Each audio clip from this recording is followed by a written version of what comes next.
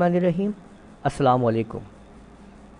इस video lecture में हम आपको सिखाएंगे कि किस तरह किसी फ़ोल्डर को ओपन करते हैं, इसको खोलने का क्या तरीका होता है। तो इसमें पहला तरीका ये है कि आप किसी भी फ़ोल्डर को ओपन करना चाहते हैं, आप उसके ऊपर डबल क्लिक कीजिए, फ़ोल्डर ओपन हो जाएगा। इसके अलावा आप अगर राइट क्लिक करके उस फोल्डर पे माउस का दायां बटन दबाएंगे, राइट क्लिक करेंगे और फिर ओपन पे क्लिक कर देंगे तो फ़ोल्डर ओपन हो जाएगा।